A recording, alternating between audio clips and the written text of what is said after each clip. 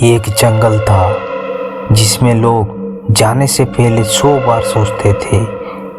यह एक चुड़ैल का आत्मा था जो सबको अपने डर के चक्कर में नचा के रख दिया था।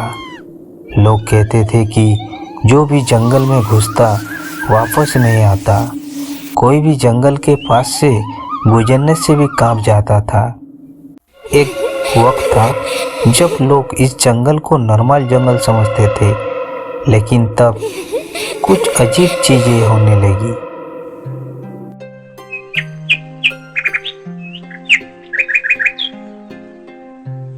बस्ती का एक लौंडा था जिसका नाम था राजा। राजा अपने यारे दोस्तों के साथ बिंदास घूमता था। काफी सियाना समझता था खुद को।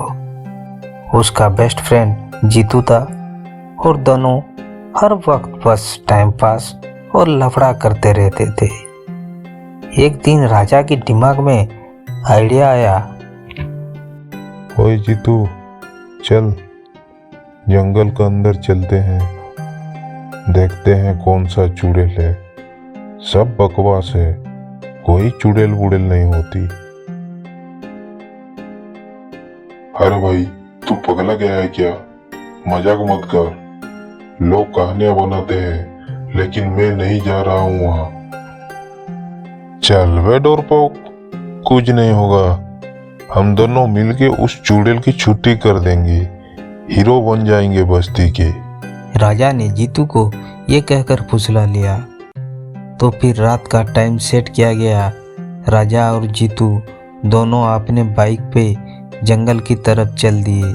राजा को फुल कॉन्फिडेंस था, लेकिन जीतू का तो पेट ही खराब हो रहा था डर के मारे। रास्ते में जीतू बार बार राजा से बोल रहा था, भाई वापस चलते हैं, मूड ठीक नहीं लग रहा है। ये सुनकर राजा ने हंसते हुए कहा, अरे तू इतना डरपोक निकलेगा मेरे दोस्त होकर, मैं सोचा नहीं था कभी। चल भाई, अब आ ही गए हैं तो जंगल की एक राउंड मार के आते हैं, डरता क्यों है? जंगल का एंट्रेंस डार्क था और हवा काफी तेज से चल रही थी। पेड़ हिल रहा था और पत्तों की आवाज से लग रहा था जैसे कोई बोल रहा हो। जैसे ही दोनों जंगल के अंदर घुसे, एक अजीब ठंडी हवा चलती है और सब सुनसान हो जाता है। जीतू का तो हालत ही टाइट हो गया था, लेकिन राजा अभी भी अपने एटीट्यूड में था। अबे मेरे भाई राजा, तू बच्चे का जान लेके ही छोड़ेगा। कुछ आवाज आ रही है क्या तुझे?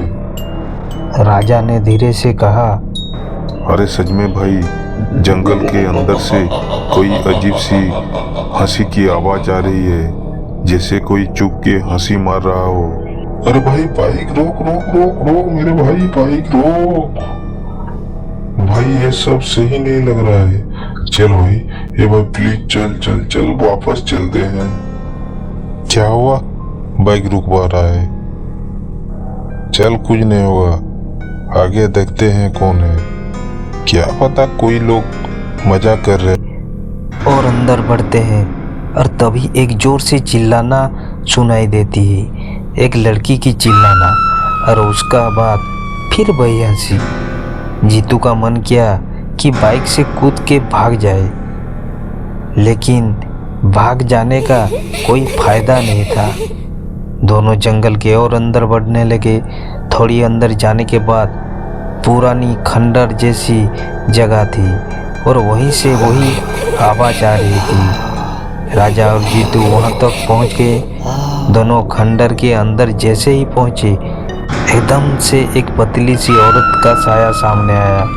उसकी आंखें चमक रही थी, बालों से पूरा चेहरा छुपा था। ये देखकर जीतू ने तो अपनी होश ही खो दिया।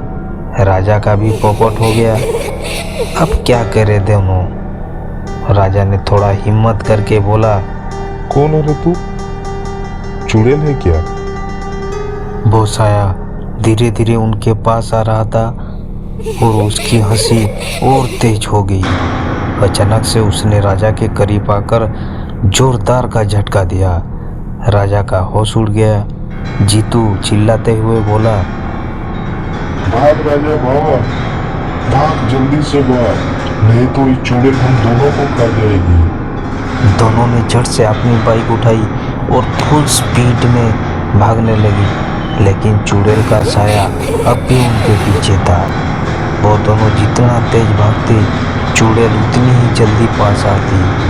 लगता था आज का दिन उनका लास्ट डे है। रास्ते में राजा की बाइक एक पत्थर से टकरा गया और दोनों गिर गए। जीतू तो उठकर सीधे पेड़ के पीछे छुप गया, लेकिन राजा अब भी बाइक के पास गिरा हुआ था। तभी चुड़ैल बिल्कुल उनके सामने आ गई। उसने राजा की तरफ हाथ बढ़ाया, लेकिन तभी जीतू ने एक बड़ा सा पत्थर उठाया और चुड़ैल की तरफ फेंक दिया। पत्थर लगते ही चुड़ैल एकदम से गायब हो गई। तभी जीतू और राजा की जान में जान आई।